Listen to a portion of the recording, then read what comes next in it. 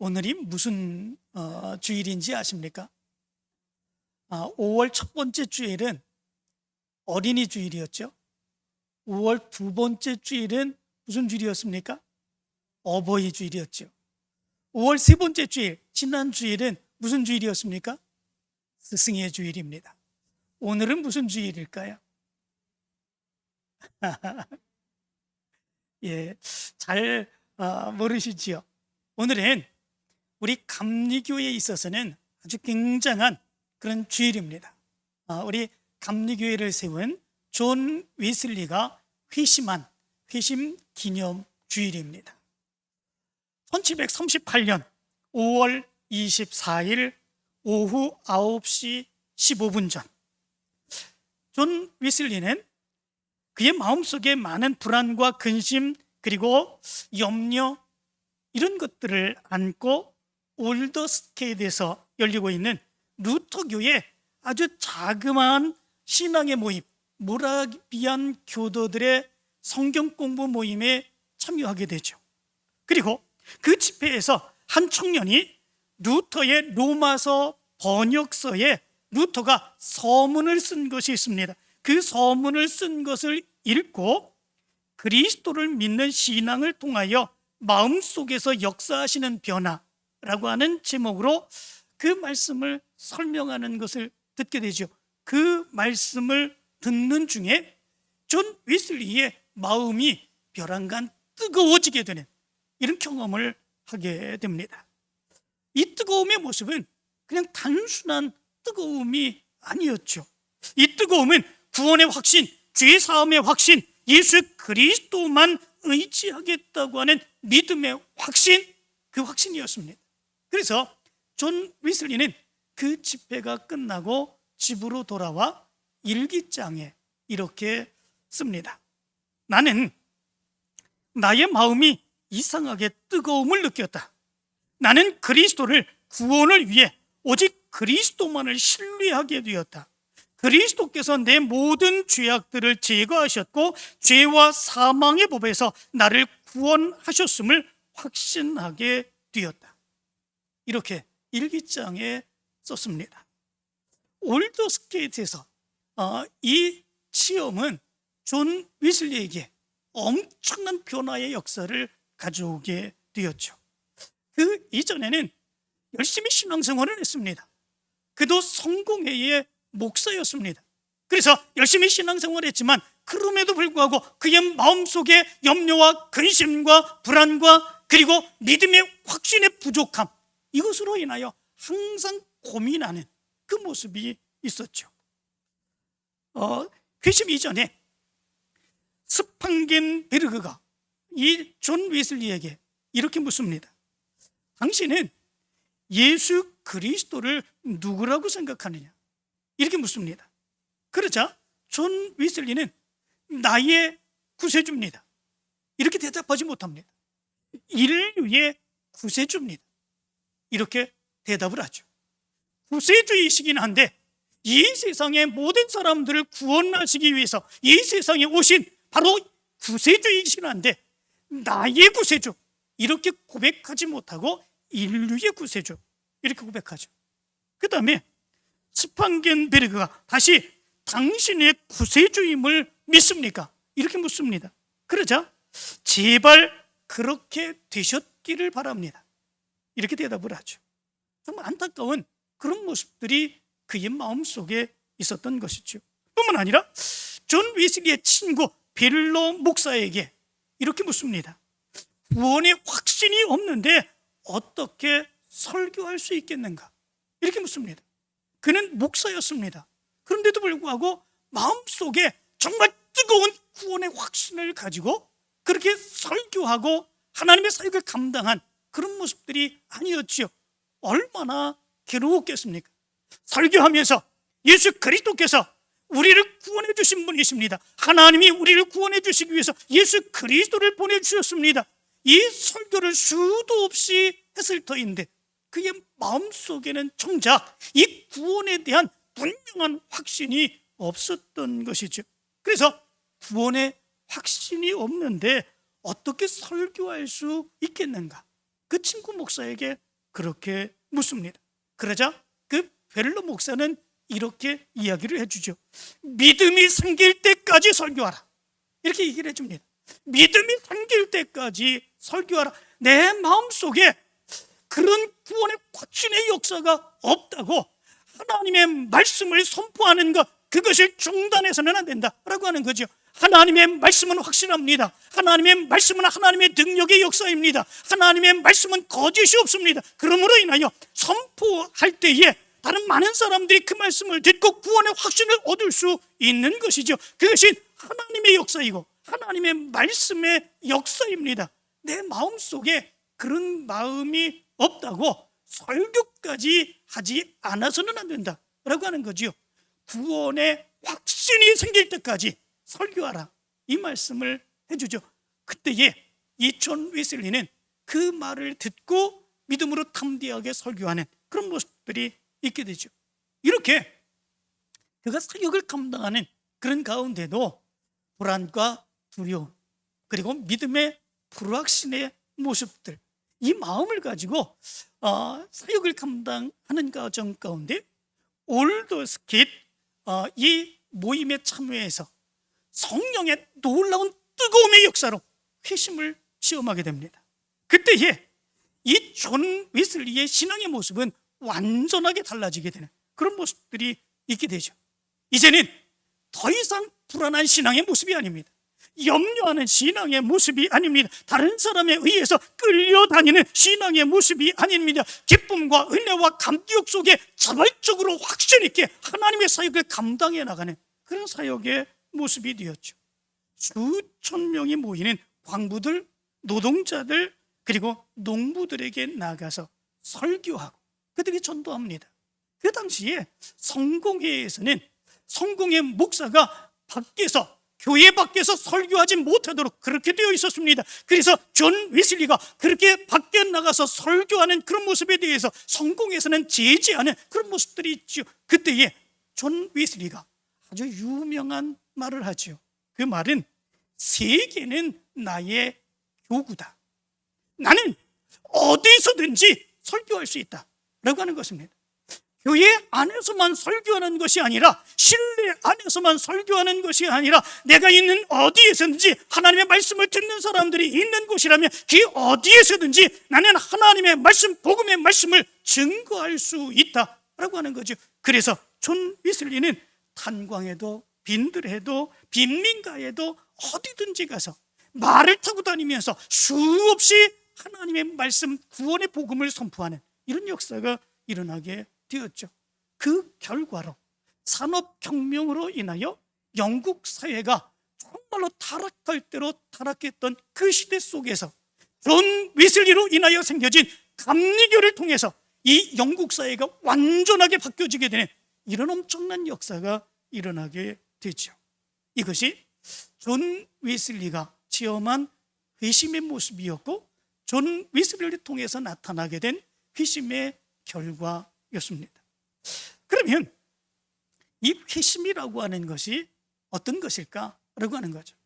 우리가 생각할 때에 성령이 그 사람에게 놀라운 능력의 역사를 부어주심으로 인하여 금방 마음속에 능력이 나타나고 믿어지지 않았던 것들이 금방 믿어지고 확신 있고 하나님의 큰 역사를 감당하고 능력이 나타나고 이런 모습들, 물론 그런 역사가 나타날 수 있습니다. 그런데 성경 말씀 가운데 보면 이 회심에 대한 근본적인 그런 모습이 있는 것을 보게 됩니다.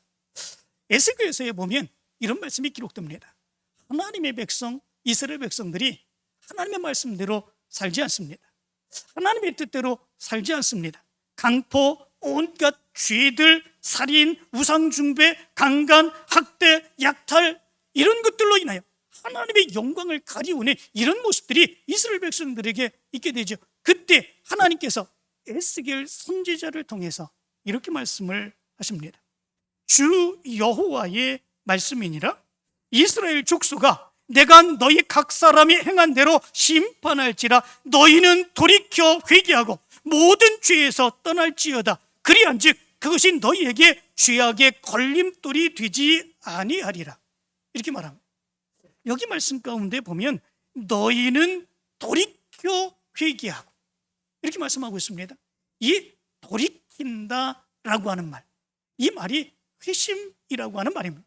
원어로 보니까 이 돌이켜라고 하는 말은 슈브라고 되어 있습니다. 이 슈브라고 하는 말은 돌아가다, 회복하다라고 하는 의미를 가지고 있습니다. 무엇에서 돌아가는 것입니까? 그가 원래는 죄악된 존재가 아니었었죠. 그러나 하나님을 점점점 멀리합니다. 그 모습으로 인하여 죄악이 가득 찬 그런 존재가 되어버리죠. 그래서 죄악에서 돌이키는 것, 이것이 회심입니다. 하나님께로 돌아가는 것, 그것이 회심입니다. 내 마음대로 살았던 거, 내 뜻대로 살았던 거, 내 주장대로 살았던 거, 그러나 그럼에도 불구하고 이제는 하나님의 은혜 안에서만 살아야 된다라고 하는 것, 그것을 깨달으며 하나님께로 돌아가는 것입니다. 무엇으로 인하여 그렇게 됩니까? 성령의 강권적인 역사가 그의 마음을 움직입니다. 그의 생각을 움직입니다. 지금까지 살아왔던 그 삶의 모습에 대해서 회개하고 참회하며 완전하게 죄로부터 돌이키고 그리고 하나님께로 돌아가 하나님의 뜻을 이루는 삶을 살게 됩니다. 이것이 바로 회심이다 라고 하는 것이죠. 이 회심에는 두 가지의 유형이 있습니다. 첫 번째 유형은 존 웨슬리가 체험한 유형입니다. 두 번째의 유형은 사도 바울과 초대교회 성도들이 체험한 그런 유형입니다. 존 웨슬리는 예수 그리스도를 믿던 사람이었습니다. 예수 그리스도의 사역을 감당했던 그런 사람입니다. 성공회의 목사로 그 사역을 감당했던 사람이 존 웨슬리였습니다. 그런데 그가 그렇게 신앙적인 열심은 있었으나, 열심히 그 사역을 감당하고 있었으나 그의 마음속에서는 늘 걱정되고 염려되는 그런 모습들이 있었죠.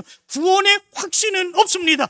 두렵습니다. 걱정됩니다. 이렇게 사역을 감당해도 되나, 그것 때문에 염려되는 그런 모습들이 있었습니다. 그러나 올더스게이트의 모라비안 교도들이 모여서 하나님의 말씀을 배우고 있던 그 자리에 참여해서 하나님의 놀라운 능력의 역사를 체험하게 되죠. 그의 마음이 뜨거워지게 되었습니다. 그의 신앙의 확신이 넘쳐나게 되는 그런 모습들이 있게 되었습니다. 그 모습 안에서 이제는 두려움이 없이 하나님의 사역을 감당하는 사람, 하나님의 놀라운 능력의 역사를 감당하는 그런 사람이 되었습니다. 이것이 존 웨슬리에게서 나타나는 회심의 모습입니다. 존 웨슬리는 회심 이후에 이런 이야기를 했습니다. 우리의 믿음이 회심이 없게 되면 항상 종의 믿음밖에는 가질 수 없다, 이렇게 얘기했습니다. 우리의 믿음이 회심을 얻지 못하면 항상 우리의 믿음은 종의 믿음밖에는 얻지 못하게 된다라고 하는 것입니다. 이 말이 무슨 말이겠습니까? 우리의 마음속에 회심이 없으면 믿기는 해도 끌려다니는 믿음밖에 안 된다라고 하는 것입니다. 믿음의 생활을 해도 기쁨이 없다는 것입니다. 믿음 생활을 해도 열심을 가지는 그런 모습이 있다고 할지라도 구원의 확신을 가지고 그 사역을 감당하지 못한다는 것입니다. 신앙의 사역을 감당하고 하나님의 말씀을 듣고 찬양을 듣는 그 모습 가운데서도 우리의 심령 속에는 말로 다 할 수 없는 기쁨과 은혜의 감격을 누릴 수 없는 그 모습이 있다라고 하는 것입니다. 왜냐하면 우리의 믿음이 종의 믿음이기 때문이라는 거죠. 종이 어떻습니까? 종은 주인에게 예속이 되어 있습니다. 주인에게 예속이 되어 있기 때문에 어떤 일을 행한다고 할지라도 자기 게 아니기 때문에 기쁨이 없죠. 만족이 없죠. 왜냐하면 자기 게 아니기 때문에 그렇습니다. 열심히 일은 합니다. 시키는 대로 하기는 다 합니다. 그러나 거기에는 만족이 없고 거기에는 기쁨이 없는 그런 모습들이 있습니다. 그게 종의 모습이죠. 그런데 종의 믿음을 갖게 될 때에, 회심이 없이 종의 믿음을 갖게 될 때에 우리의 모습 가운데서 그런 모습이 나타나게 된다라고 하는 거죠. 그래서 우리 믿음의 사람들은 회심한 이후로 성령의 놀라운 능력의 역사로 내 생각이 바뀝니다. 내 마음이 바뀝니다. 내 신앙이 바뀝니다. 그래서 우리의 신앙의 모습이 아들의 믿음으로 바뀌어야 된다, 이렇게 말합니다. 아들의 믿음은 무엇입니까? 아버지의 아들은 주인입니다. 자기의 일을 행하는 것이죠. 어떤 일을 행해도 기쁩니다. 그가 조그만 일을 해도 아버지는 칭찬해 줍니다. 사람들은 칭찬해 줍니다. 그 결과의 모습이 아름답게 나타납니다. 바로 이 모습이 아들의 모습이지요. 우리에게 회심을 통한 아들의 믿음이 나타나야 된다. 존 웨슬리는 그렇게 이야기를 합니다. 우리 믿음의 모습에 이런 회심의 모습이 나타날 수 있어야 되죠. 우리에게 요구되는 믿음의 모습, 바로 그것이 이 믿음의 모습이 아니겠습니까? 우리가 신앙생활할 때에 그럼에도 불구하고 때로는 구원의 신앙이 없습니다. 기쁨이 없는 그런 모습들이 있습니다. 하나님의 사역을 감당하는 그런 모습 가운데서도 왠지 모르게 답답함의 모습이 있습니다. 우리의 모습에 어떤 모습을 가져야 되겠습니까? 존 웨슬리와 같은 이런 모습 가져야 되지 않겠습니까? 그러면 이런 모습을 가지려면 어떻게 해야 되겠습니까? 존 웨슬리처럼 답답한 신앙의 생활 그대로 해 나가야 되겠습니까? 그러나 그렇지 않죠. 존 웨슬리가 어떻게 그 회심의 역사를 체험했겠습니까? 그런 가운데도 끊임없이 신앙의 열심을 가졌습니다. 신앙 포기하지 않았습니다. 그의 마음속에 그런 모습이 있다고 할지라도 내가 구원의 확신이 없는데 계속해서 설교를 해도 되는가? 그 구원의 확신이 없는 그 모습을 가지고 안타까운 그런 모습을 가졌지만 그럼에도 불구하고 확신이 생길 때까지 설교하라는 그 친구의 조언을 듣고 그 말씀을 증거하는 그런 모습들이 있었습니다. 사역에 열심을 내는 그런 모습들이 있었습니다. 그 모습은 무엇입니까? 존 웨슬리가 모라비안 교도들의 그 모임에 찾아갔던 그 모습 또한 무엇입니까? 그렇게 불안하고 두렵고 확신 없는 모습 가운데 그럼에도 불구하고 하나님은 나를 왜 세워주셨을까? 하나님은 나를 통해서 무엇을 이루기를 원하실까? 라고 하는 끊임없는 관심과 끊임없는 고민, 이것이 존 웨슬리의 모습 가운데 있었던 거죠. 그런 가운데에 이 모라비안 교도들의 그 모임에 참여했을 때 하나님께서 말로 다 할 수 없는 말씀의 놀라운 능력의 역사를 존 웨슬리에게 허락해 주시고 그의 마음이 뜨거워지고 믿음의 확신, 구원의 확신, 하나님의 사명을 감당하고자 하는 뜨거운 결망, 이 모습이 존 웨슬리의 모습 가운데 있었던 거죠.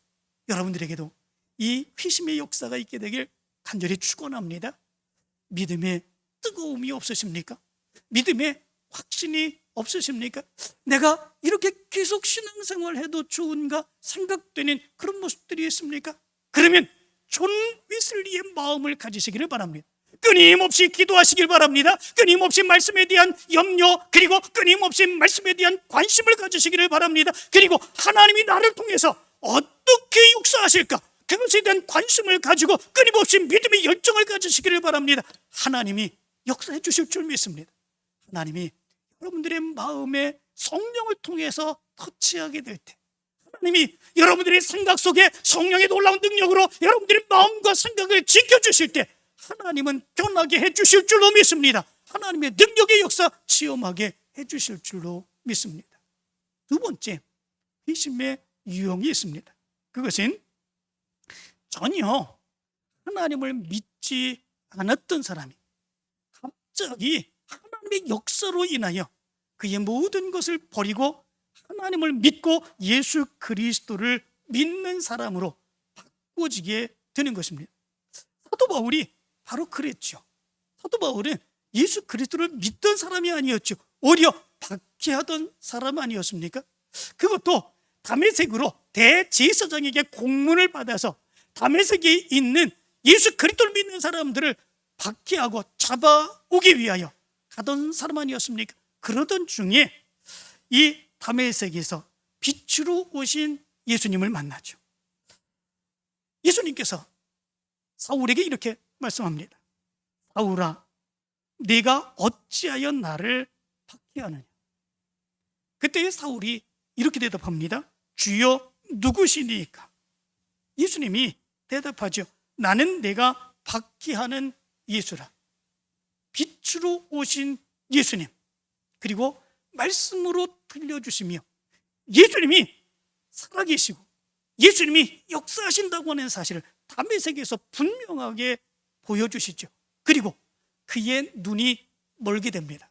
다른 사람의 손에 이끌려 다메섹으로 들어가게 되죠.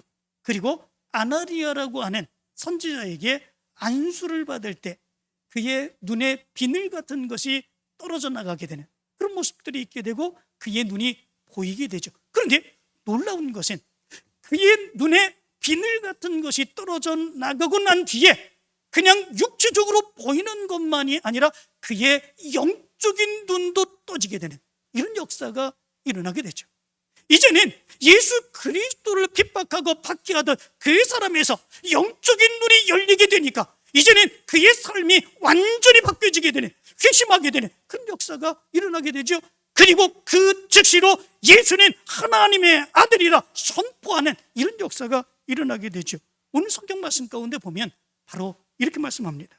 즉시로 각 회당에서 예수가 하나님의 아들이심을 전파하니 듣는 사람이 다 놀라 말하되 이 사람이 예루살렘에서 이 이름을 부르는 사람을 멸하려던 자가 아니냐? 여기 온 것도 그들을 결박하여 대제사장들에게 끌어가고자 함이 아니냐 하더라. 사울은 힘을 더 얻어 예수를 그리스도라 증언하여 다메섹에 사는 유대인들을 당혹하게 하니라. 이렇게 말합니다. 여기 말씀 가운데 보면 회심한 이후로 사울이 즉시로 각 회당에서 예수가 하나님의 아들이심을 전파했다. 이렇게 말합니다. 즉시로라고 하는 말은 유데오스라고 하는 말인데 이 말은 시간적으로 그가 회심하고 난 뒤 하나님의 은혜를 체험하고 난 뒤 그 즉시로 그때부터라고 하는 말입니다. 그때부터 그가 완전하게 변하게 되는 이런 모습들이 있게 되었다. 예수가 하나님의 아들이시라 증거하는 그런 역사가 일어나게 되었다. 그 모습으로 인하여 유대인들이 당혹하게 되었다 말씀해 주고 있는 것을 보게 됩니다. 이 당혹하게 하니라 라고 하는 말은 쉰케오라고 하는 말인데 이 말은 혼란스럽게 하다 또는 놀라게 하다 라고 하는 의미를 가지고 있습니다. 그죠? 놀라울 수밖에 없지요. 지금까지 예수 그리스도를 믿는 사람들을 핍박하고 박해하던 그 사람이었었는데 갑자기 그가 변하여 예수 그리스도를 증거하고 예수님이 하나님의 아들이라고 선포하는 이런 역사, 그들이 어떻게 받아들일 수 있겠습니까? 그들의 모습 가운데서는 정말로 놀랍고 당혹스러울 수밖에 없는 이런 모습들이 있게 되죠. 이것이 사울에게 나타난 회심의 모습입니다. 갑작스럽게 예수 그리스도를 믿지 않습니다. 하나님을 믿지 않습니다. 그런데 하나님이 만나주십니다. 예수님이 만나주십니다. 그의 마음을 바꿔주십니다. 그의 생각을 바꿔주십니다. 그 모습 가운데서 그 즉시로 하나님의 놀라운 능력의 역사가 그를 통해서 나타나게 되죠. 이것이 하나님이 행하시는 하나님의 역사이죠. 초대교회 성도들의 모습을 보면 바로 이런 모습들이 나타나지 않습니까? 성령의 충만함을 얻은 사도 베드로가 말씀을 증거합니다. 성령 충만하여 말씀을 증거할 때 너희들이 죽인 이제 십자가에 죽인 바로 그 예수, 그것이 너희들이 죽였다. 너희들은 죄를 지은 배역한 자들이다. 그렇게 말씀을 증거하는 그런 모습들이 있죠. 예수 그리스도를 믿고 구원을 받으라 전하지 않습니까? 그런데 그 설교를 듣고 그때에 많은 사람들이, 성경은 얘기하기를 3,000명이나 되었다 이렇게 말씀합니다. 엄청난 많은 숫자 아닙니까? 그 설교를 듣고 3,000명이나 되는 많은 사람들이 그 자리에서 우리가 어찌할꼬 그렇게 얘기를 합니다. 우리가 어찌할꼬 그렇게 그 앞에서 울부짖으며 세례받고 예수 그리스도를 영접하는 놀라운 역사가 일어나게 됩니다. 순식간이죠. 도무지 다른 사람들은 이해할 수 없는 그런 놀라운 능력의 역사, 바로 그 회심의 역사가 초대교회 성도들에게 나타나고 있는 것을 보게 됩니다. 그런데 여기서 우리가 생각할 수 있는 것이 있습니다.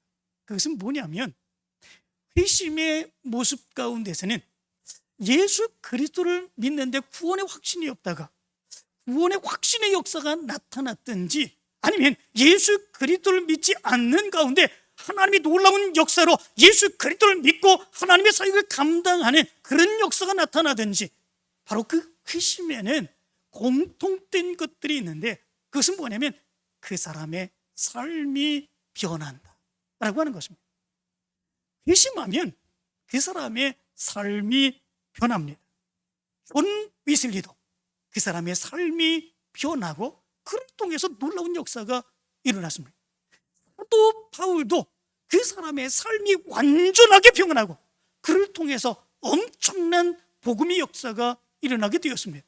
초대교회 성도들도 그들이 울부짖으며 예수 그리스도를 영접하고 난 뒤에 그들의 삶의 모습은 완전하게 달라지게 되었습니다. 사도행전 2장의 말씀 가운데 보면 초대교회 성도들의 삶의 모습이 완전하게 변화된 그들의 모습을 기록해 주고 있습니다. 거기 말씀 가운데 보면 그들에게 변화된 모습들은 이런 모습들로 나타나게 됩니다. 먼저는 이전에는 자기가 중심이었습니다. 자기 생각이 중심이었습니다. 내 삶이 중심이었습니다. 그러나 회심하고 난 뒤는 예수가 중심이 됩니다. 어떻게 하면 예수님을 잘 믿을 수 있을까? 어떻게 하면 하나님의 뜻을 이루며 하나님의 뜻대로 나를 향한 하나님의 목적을 이루며 살아갈 수 있을까? 그 모습으로 완전하게 바꿔지게 되는 것을 보게 됩니다. 초대교회 성도들이 그렇게 회심하고 난 뒤에 가장 먼저 행한 것, 그것이 뭔지 아십니까? 사도들에게 나아가 하나님의 말씀을 배운 것입니다. 사도들이 어떤 사람들입니까? 많이 배운 사람들이 아닙니다. 그들은 공부한 사람들이 아니지요. 그들이 세상 사람들로는 무식한 사람이라고 비난받았던 그런 사람들입니다. 그런데 그 사도들 앞에 나가서 사도들의 가르침을 받게 되는 이런 모습들이 있게 됩니다. 무엇 때문에 그런 것입니까? 세상적인 지식, 세상적인 경험, 이런 것들은 자기들이 얼마든지 얻을 수 있습니다. 세상에 가면 그런 것들을 얼마든지 배울 수 있습니다. 그러나 회심하고 난 뒤에 그런 것이 이제는 더 이상 중요한 것이 아니죠.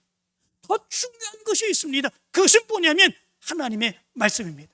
하나님의 뜻입니다. 그러면 하나님의 말씀과 하나님의 뜻을 가장 분명하게 가장 잘 아는 그런 사람이 누구이겠습니까? 비록 세상적인 모습에서는 지식이 없습니다. 경험도 제대로 되지 않습니다. 많은 사람들에게 비난을 받습니다. 그렇지만 하나님의 말씀과 하나님의 뜻을 가장 분명하게 가장 잘 아는 그런 사람들이 바로 예수님과 동고동락하며 예수님으로부터 배웠던 사도들 아니죠. 사도들입니다. 그렇기에 그들은 자기의 체면, 자기의 학식, 자기의 지위, 그런 것 모두 다 버리고 사도들 앞으로 달려가죠. 그리고 그 말씀 배우기를 원하는 그런 모습들이 있는 것을 보게 됩니다. 무엇 때문에 그렇습니까? 내 마음이 바뀌니까, 내 생각이 바뀌니까 이제는 내 중심이 아니라, 내 목적이 아니라 하나님이 나를 향해서 어떤 마음을 가지고 있는가, 하나님의 뜻이 무엇일까, 지금부터 이제는 내가 어떻게 살아야 될까, 그것이 더 중요했기 때문에 그렇습니다. 회심한 사람에게는 바로 이런 삶의 목적, 목표가 바꾸어지는 놀라운 역사가 일어나게 됩니다. 두 번째 변화의 모습이 있습니다. 그것은 교회를 중심으로 한 신앙의 삶을 살아가게 된다라고 하는 거죠. 이전에는 내가 중심이었다고 했지요. 내가 잘 살기만 하면 되는 것이었었지요. 내 사업이 잘 되면 됩니다. 내가 높은 위치에 그렇게 이제 올라서면 됩니다. 내가 어디에 살든지 내가 높아지고 내가 잘 사고 내가 부흥하면 됩니다. 그러나 이제는 그게 아니죠. 이제는 하나님의 뜻이 더 중요하기에 하나님의 성전을 중심으로 살아가는 그런 모습들이 있게 됩니다. 하나님의 성전에 더 가까이 나갑니다. 거기에서 기도합니다. 하나님의 성전에서만 모이는 것만이 아니라 이제는 집으로 흩어져서도 각 성도들이 각 가정에 모여서 서로 교제하고 기도하고 하나님의 말씀을 배우는 그 모습이 있어지게 됩니다. 성전을 중심으로 하여 그들의 신앙의 삶, 그들의 삶이 완전하게 변화되는 이런 역사가 일어나게 됩니다. 우리도 은혜를 받게 될 때에 이런 모습들이 나타나게 되죠. 우리가 은혜의 체험을 하게 되면요, 하나님의 성전에 자꾸 올라오고 싶습니다. 하나님께 예배드리고 싶습니다. 하나님께 나와 찬양하고 싶습니다.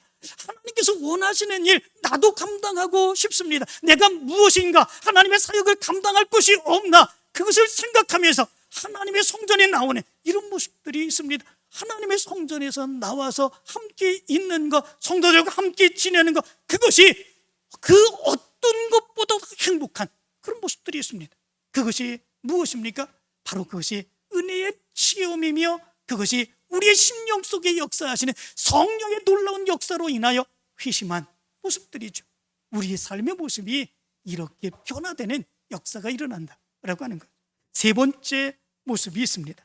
그것은 우리의 삶이 교회 안에서만 그렇게 살아가는 삶이 아니라 교회 안에서만 열심히 예배드리고 열심히 기도하고 열심히 사역을 감당하고 그래서 교회에서만 그렇게 잘하는 모습만 있는 것이 아니라 세상에 나가서 세상 사람들에게 인정받는 모습이 더 크게 나타난다라고 하는 것입니다.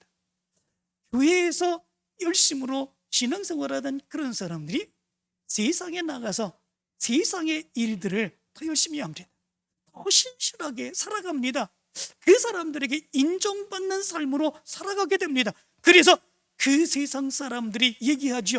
저 사람이 예수 믿더니 변했어 라고 얘기하지 않습니까? 저 사람이 예수를 믿더니 변했어, 예수를 만나더니 변했어, 예수를 믿더니 교회를 다니더니 완전하게 바뀌었어, 이렇게 얘기를 하지 않습니까? 그것이 바로 회심한 사람에게 나타나는 믿음의 모습입니다. 회심한 사람은 교회와 세상이 별개로 생각하지 않습니다. 교회 안에서의 신앙생활만 열심히 하면 된다, 그렇게 생각하지 않습니다. 오히려 하나님의 영광을 위하여 믿음의 삶에 열심인 그 사람이 세상에 나가서는 세상에서 더 열심을 행합니다. 나를 낮추고 다른 사람들을 높이고 존경하고 헌신하고 희생하며 하나님의 뜻을 이루고자 하는 그런 모습들이 있게 되죠. 그 모습으로 인하여 세상 사람들의 칭송받는 변화의 모습이 나타나게 되죠. 그래서 사도행전 2장 47절은 이렇게 말합니다. 하나님을 찬미하며 또 온 백성에게 칭송을 받으니 주께서 구원받는 사람을 날마다 더하게 하시니라, 이렇게 말합니다. 교회 생활만 열심히 했다, 교회만 나와서 예배만 열심히 드리고 기도만 열심히 했다, 그것이 아닙니다. 하나님을 찬미하며 세상에 나가서도 세상 사람들에게 하는 일, 세상 사람들에게 인정받는 일, 그 모습에 칭송받는 역사가 있었다라고 하는 겁니다. 세상의 일들도 더 열심히 행하는 그 모습이 있었다라고 하는 거죠. 그것으로 인하여 구원받는 사람들이 날마다 더해지는 이런 역사가 있었다 말씀해 주고 있습니다. 이것이 회심의 역사입니다.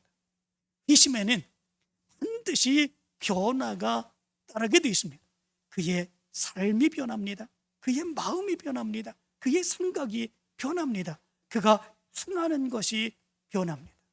회심은 단순한 감동받은 것이 아닙니다. 단순한 감동을 받는 것은 일반적인 강사들을 통해서도 얼마든지 되어지게 됩니다. 일반적인 강사들은 그 강의의 전문가들입니다. 그들이 강의할 때에 사람들을 웃기고 올리고 마음대로 행하는 그런 모습들이 있지요. 그런데 그 강의 듣고 나서는 뭐라고 얘기합니까? 참 감동 많이 받았어, 참 내 마음이 너무 뜨겁고 좋았어, 얘기하지 않습니까? 그런데 그것으로 끝입니다. 그것으로 끝이고 그것으로 잊어먹습니다. 그러나 성령을 통한, 하나님의 말씀을 통한 회심의 역사는 그렇지 않습니다. 그의 삶이 완전하게 변화되고 그를 통해서 하나님의 역사가 드러나게 되는 이 역사가 일어나게 됩니다. 사랑하는 성도 여러분, 여러분들에게 회심의 역사가 일어나게 되길 간절히 축원합니다.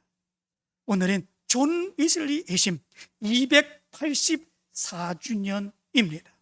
회심, 휴부, 죄에서 돌이키는 것, 하나님께로 돌아오는 것, 그리해서 그의 삶의 변화가 완전하게 나타나 하나님의 영광이, 하나님의 역사가 드러나는 것, 이것이 회심의 역사인데 이제 여러분들을 통해서, 우리 교회를 통해서도 이런 회심의 역사가 더 크게 드러나게 되기를 간절히 축원합니다.